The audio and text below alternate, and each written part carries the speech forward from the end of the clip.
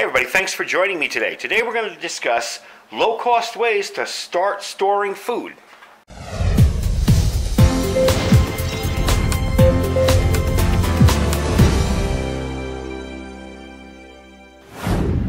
Alright, thanks for coming back.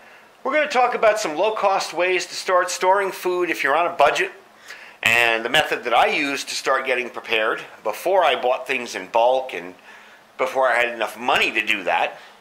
And a little bit of the how and why. Now, the first thing is why. Well, first of all, you got disasters, bad weather, natural disasters, job loss, you got terrorism all over the place.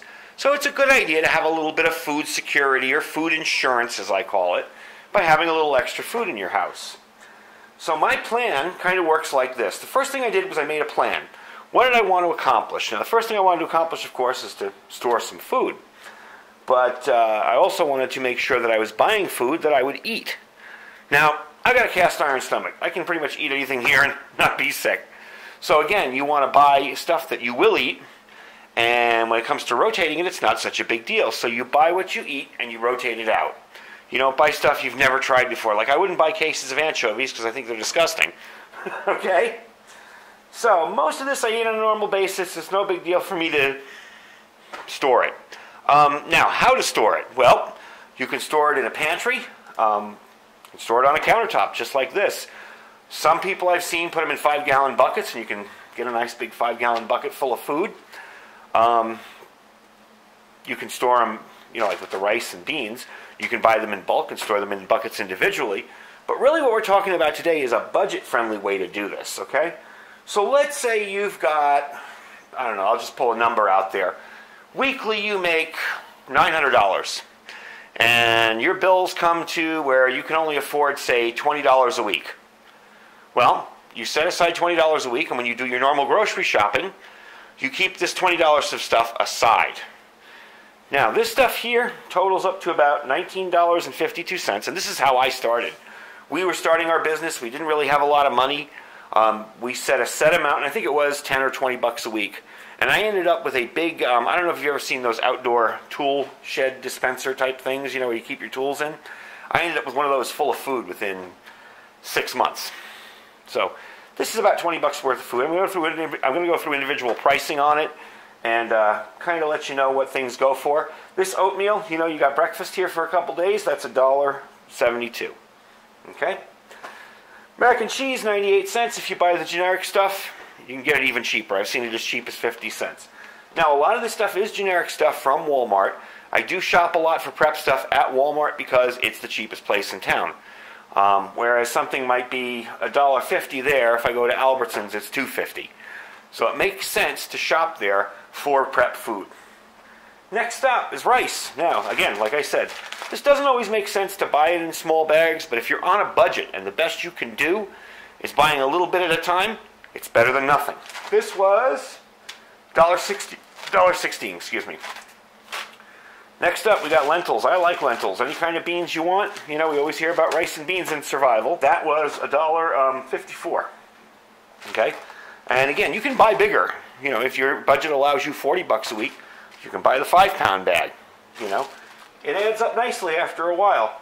Beanie Weenies. Love these things. They're just, baked beans and hot dogs. I think these are really cheap. These are $1. And the generic ones were like 60 cents or something. But I buy the Van de Kamps because I found the generic ones with this lid seem to kind of pop and don't seal as well. Next up, Ramen Soup. Survivalist food of the gods. 25 cents for this one. If you have an Asian store in your area or a store that sells a lot of Asian foods, get the original Asian ones. They're so much better. They're a little more expensive, but still, 25 cents. And you can buy a case of these for $3. All right, next up we have Vienna sausage. These, now my experience with these is they do need to be rotated because they will go bad fairly quickly, within 2 years, 3 years maybe. I've only had a few kind of go bad, and the can just swells up. But these are, where are they again? 53 cents. And to get some protein in you for 53 cents is a good deal. Next up, generic Spam. This is Walmart Spam. This is $1.98.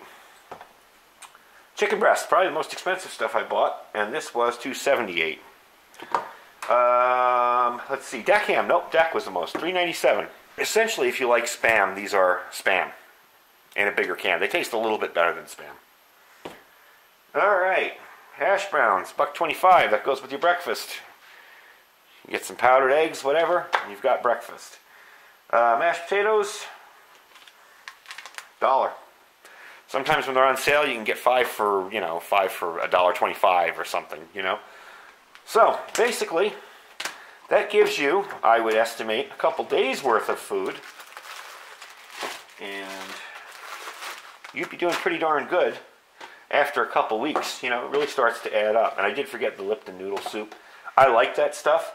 I believe it's $1.36, and you can buy the bigger ones. Again, it's all up to what your budget can handle. So if all you can afford, say, is $20 a week, there's a good start, you know, right there. So just to give you an idea, if you're on a budget, you can still prep. You don't need to spend $400 and $500 on freeze-dried food.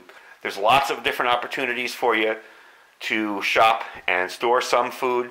Again, is this the optimal survival food? No, but you know, if you're in an emergency, you're definitely not going to say no to it.